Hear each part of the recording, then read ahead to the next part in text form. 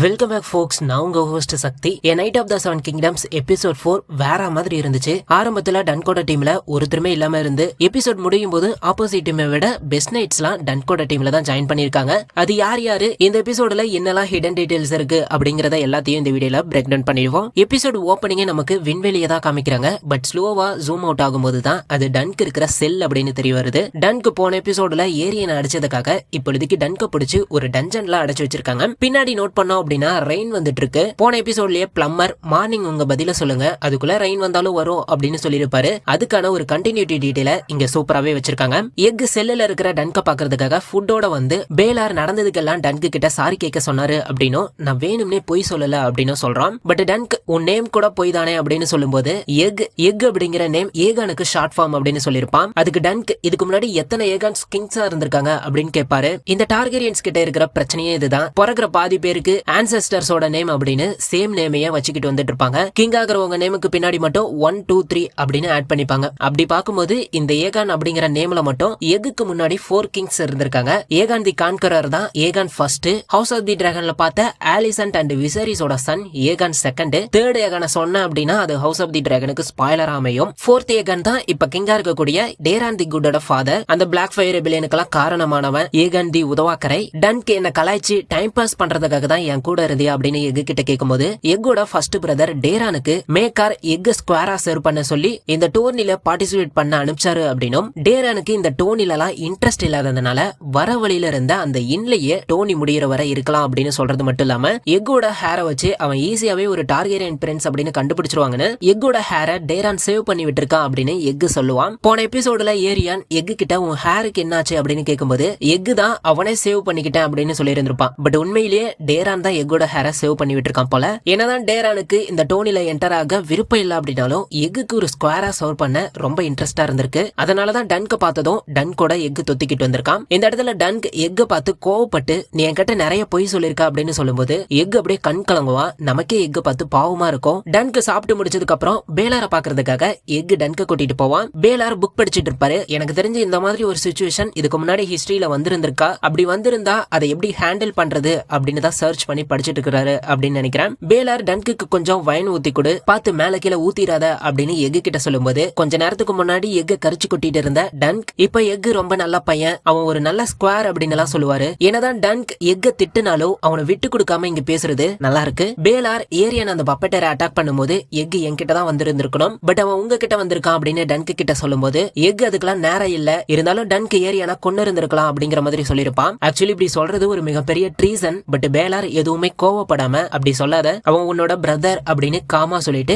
எக்க வெளியே போக சொல்லிருப்பாரு. பேலார் டன்க அகைன் நீ எந்த அளவுக்கு ஒரு குட் நைட் நல்லா ஃபைட் பண்ணுவியா அப்படின்னு கேட்டு டன்க்கு ஹெல்ப் பண்ற விதமா ட்ரையல் பை காம்பேட்ட பத்தி டன்க் கிட்ட எக்ஸ்பிளைன் பண்றாரு. டன்க்கு பேலார் ஹெல்ப் பண்ண காரணம் டன்க் ஏரியனை அடிச்சிருந்தாலும் பேலாருக்கு ஏரியன் மேல கண்டிப்பா தப்பு இருக்கு அப்படின்னு தெரியும். அது மட்டும் இல்லாம டேரானுமே டன்க்கு தான் எக் கடத்திக்கிட்டு போயிருக்கான் அப்படின்னு மேக்கர் கிட்ட சொல்லி இருந்திருப்பா. ஈவன் தோ டன்க் இன்னசென்ட்டா இருந்தாலும் இது எல்லாத்தையும் வச்சு கண்டிப்பா டன்க்கு எதிராக தான் எல்லாரும் பேசுவாங்க. இதனால பேலாரால கம்ப்ளீட்டா டன்க காப்பாத்த முடியாது. யூசுவலா ஒரு டார்கெரியன் பிரின்ஸ் அடிச்சா கைய வெட்டணும், டன்க் வேற காலையே வச்சிருப்பாரு. அதனாலதான் உன்னை கூப்பிட்டு விசாரிக்கும் போது ட்ரையல் பை காம்பேட்னு சொல்லிருன்னு பேலார் டன்க் கிட்ட சொல்லிருப்பாரு. டைட்டில் கார்டு எடுத்து டன்க விசாரிக்க ஆரம்பிக்கும் போது ஏரியான் வால்நட்டை சாப்பிட்டு இருப்பா. போன எபிசோடுல டீத்தை உடைச்சது பத்தல போல. எங்க ஏரியனோட ஃபாதர் மேக்கரோட brother Baelor lord Leo Tyrell இவர்கிட்ட எபிசோட் 2ல டன்க் டோனிக்கு ஹெல்ப் கேட்க போயிருந்திருப்பாரு. சம்மந்தமே இல்லாம இவரை எதுக்காக இங்க உட்கார வச்சிருக்காங்க அப்படிங்கிற ஒரு டவுட் உங்களுக்கு வந்திருக்கலாம். டைரல் தான் ரீச்சோட லார்ட். இந்த ஆஸ்வர்டே ரீச்ல தான் இருக்கும். அதனாலதான் ரீச்சோட லார்டான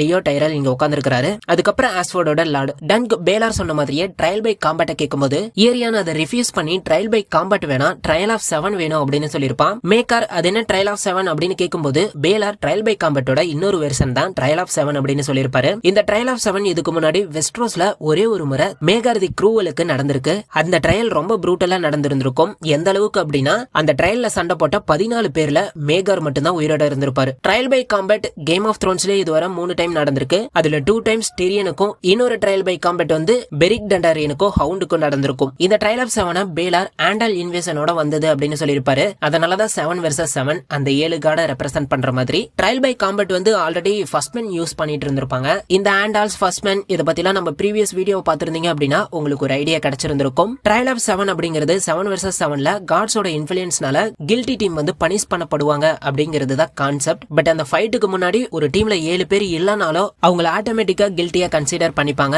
ஏரியன் ட்ரையல் ஆஃப் 7 கேட்கறதுக்கு மெயின் ரீசனும் அதுதான். ஏன்னா ஒரு சாதாரண ஹெச் நைட்னால 6 நைட் ஃபைன் பண்றது அப்படிங்கிறது ரொம்பவே கஷ்டம். அதனால டன்க்னால 6 நைட் ஃபைன் பண்ண முடியல அப்படின்னா அவர் ஆட்டோமேட்டிக்கா கில்ட்டி ஆகிடுவாரு. ஏரியன் ஒரு வால்நட்டை கீழே போட்டுட்டு ஆஸ்வோர்ட் லாட எடுக்க சொல்லிருப்பான். அவரும் அந்த சீரியஸான சிச்சுவேஷன்ல டேபிளுக்கு அடியிலாம் பூந்து தேடி எடுத்திருப்பாரு. செம ஃபன்னா இருந்துச்சு இந்த சீன்.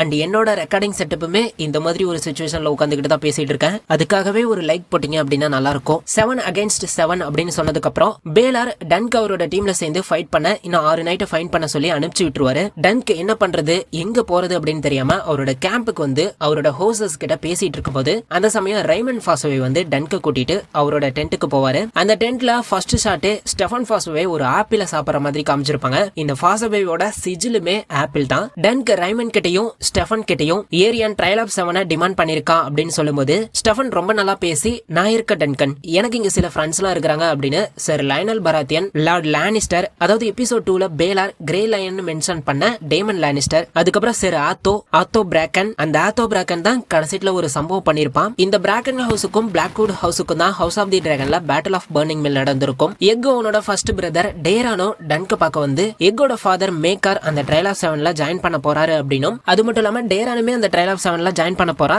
பட் டேரான் ஃபைட் பண்ணாம அப்படியே அடி வாங்கி மயங்கிட்ட மாதிரி ஒரு டிராமாவை போடலாம் அப்படின்னு ஒரு பிளான எக்கும் டேரானும் சேர்ந்து டன்க் கிட்ட சொல்றாங்க. என்னதான் டேரான் டன்க பத்தி தப்பா மேக்கர் கிட்ட சொல்லியிருந்தாலும் டேரானோட இந்த டீலிங் எனக்கு பிடிச்சிருக்கு. எக்கு கிட்டா இருக்கும் போது ஏரியான் எக்கு ரொம்ப அபியூஸ் பண்ணி இருந்திருக்கான். அதனாலதான் எக்கு ஏரியான் மேல இந்த அளவுக்கு வெறுப்போட சுத்திட்டு இருக்கான். போன எபிசோடுல கூட அந்த டோடில கில் ஹிம் அப்படின்னு சொல்லிருப்பான். எக்கு ஏரியான் அவன் ஒரு டிராகனா நினைச்சுக்கிட்டு இருக்கான். அதனாலதான் பப்பா டிராகனை கொண்ட டான்ஸ் எல்லாம் அட்டாக் பண்ணிருக்கான் அப்படின்னு சொல்லும்போது இடையில டேரான் வந்து நல்லவேளை அவன் ஒரு ஃபாஸ்வேவா பிறக்கல, இல்லனா அவனே ஆப்பிளா நினைச்சிருந்திருப்பா. அப்புறம் ஊர்ல ஒருத்தரும் ஆப்பிள் சாப்பிட முடியாதுன்னு சொல்லி அந்த ஆப்பிள் சிஜில் இருக்கிற ரைமனை பார்த்து சொல்லி ஃபன் பண்ணி விட்டுருப்பாரு. ரொம்ப நல்லா இருந்துச்சு. டேரான் டன்க்கு தனியா கூட்டிட்டு வந்து டேரானுக்கு டன்க்கு மேல ஒரு பெரிய இறந்த டிராகன் விழுந்திருக்கிற மாதிரியும் பட் ஸ்டில் டன்க்கு உயிரோட இருக்கிற மாதிரியும் ஒரு ட்ரீம் வந்திருக்கு அப்படிங்கிற மாதிரி சொல்லுவான். டேரானோட ட்ரீம் அப்படிங்கிறது ஒரு ப்ராஃபசி ட்ரீம் அப்படிங்கும் போது அது ஹெலனாக்கு வந்த மாதிரியும் டேமனுக்கு வந்த மாதிரியும் ஃபியூச்சர்ல நடக்க போற ஒரு ட்ரீமா இருக்கலாம். அப்படி பார்த்தோம் அப்படின்னா இந்த டைம் லைன்ல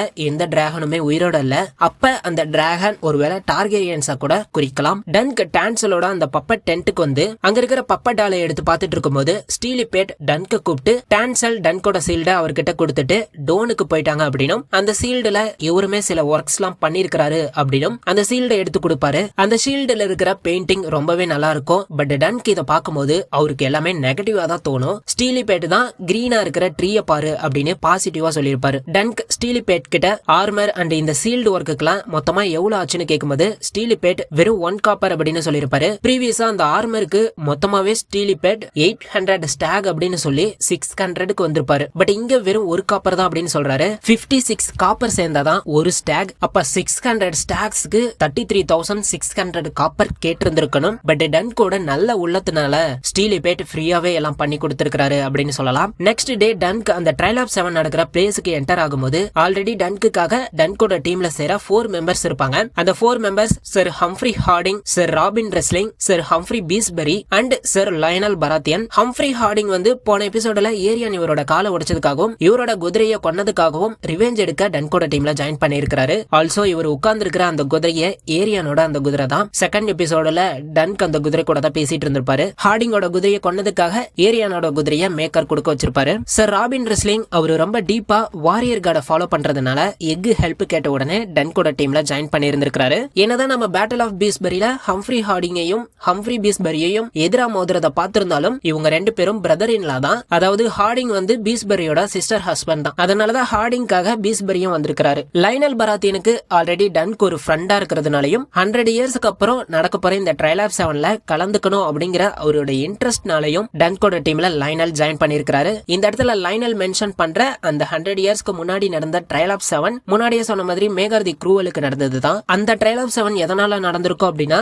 மேகரோட பிரதர் இறந்ததுக்கு அப்புறம் மேகரோட பிரதரோட சன்னு தான் அந்த அயன் த்ரோன்ல உட்காரணும் அப்படின்னு ஃபெய்த் மிலிட்டன்ட் அப்படின்னு சொல்லப்படுற அந்த ஃபெய்த் ஆஃப் 7 குரூப்பை சேர்ந்தவங்க வந்து ட்ரையல் ஆஃப் 7 மேகருக்கு எதிராக டிமாண்ட் பண்ணிருப்பாங்க. மேகருமே அந்த ட்ரையல் ஆஃப் 7 அக்செப்ட் பண்ணி ஃபைட் பண்ணி இருந்திருக்காரு. பட் அந்த ஃபைட் செம்ம ப்ரூட்டலா நடந்து ஃபைனலா மேகர் மட்டும் தான் உயிரோட இருந்திருக்காரு. டன்க் வந்து லைனல் கிட்ட உங்க எல்லாரையும் கூட்டிட்டு வந்த ஸ்டெஃபனுக்கு தான் தேங்க் பண்ணணும் அப்படின்னு சொல்லும்போது லைனல் ஸ்டெஃப்ரானா அப்படிலாம் யாரும் இல்ல, உன்னோட ஸ்கொயர் எக் தான் எங்களெல்லாம் கூட்டிட்டு வந்தான் அப்படின்னு சொல்லுவாரு. கிளியராவே லைனலுக்கு ஸ்டெஃபனை தெரியவே இல்ல, அதனாலதான் அவன் பேரை கூட ஸ்டெஃபனுக்கு ஸ்டெவரான் அப்படின்னு சொல்லியிருப்பாரு. அப்ப ஆரம்பத்துல இருந்தே ஸ்டெஃபான் வந்து பொய் தான் சொல்லி இருந்திருக்கான் போல. டன்க் அந்த பேட்டில் கிரவுண்டுக்கு வரும்போது ஏரியன் டீம்ல இருக்கிறவங்க எல்லாம் கிரவுண்டுக்கு வருவாங்க. ஏரியனோட டீம்ல டன்க் வெறும் 6 பேர் தான் இருக்காங்க அப்படின்னு நோட் பண்ணுவாரு. அப்பதான் தெரிய வரும் ஸ்டெஃபன் ஃபாசவே லாஸ்ட் மினிட்ல பேக் அடிச்சு ஏரியன் டீம்ல ஜாயின் பண்ணிட்டான் அப்படின்னு. அதனால டன்கோட டீம்ல இன்னும் 2 மெம்பர்ஸ் தேவைப்படுவாங்க. ஏரியன் டீம்ல இருக்கிற அந்த 7 பேரு ஏரியனோட ஃபாதர் மேக்கார், ஏரியனோட brother Daeron, Aerion, Steffon Fossoway, அதுக்கப்புறம் கிங்ஸ் கார்ட்ல இருக்கிற sir Donnel of Duskendale, Roland Crakehall and sir William Wylde. Steffon Fossoway ஏரியனோட டீம்ல ஜாயின் பண்ணதுனால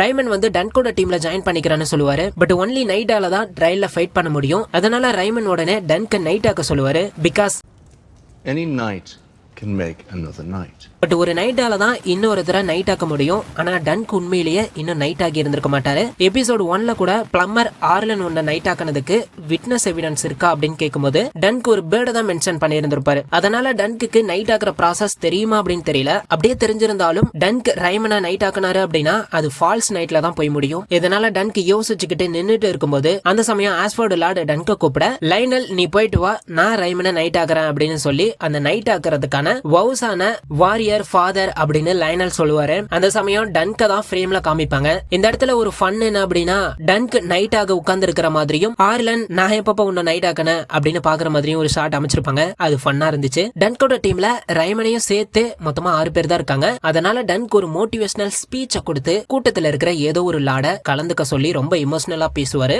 பட் கடைசி வரை அந்த கூட்டத்துல இருந்து ஒருத்தரும் வர மாட்டாங்க. இதனால டன்க் கோவப்பட்டு இங்க யாருமே ட்ரூ நைட் இல்லையா அப்படின்னு சொல்லும்போது கடைசியில தான் வந்தாரு விநாயக் அப்படிங்கிற மாதிரி பேலார் என்ட்ரி கொடுத்து நான் டன்கோட சைடுல நின்னு ஃபைட் பண்றேன் அப்படின்னு சொல்லிருப்பாரு. லிட்டரலி இது செம்ம கூசபம்ஸான சீன் அப்படின்னு சொல்லணும். பேக்ரவுண்ட்ல வேற கேம் ஆஃப் த்ரோன்ஸ் பிஜிஎம் போட்டிருப்பாங்க.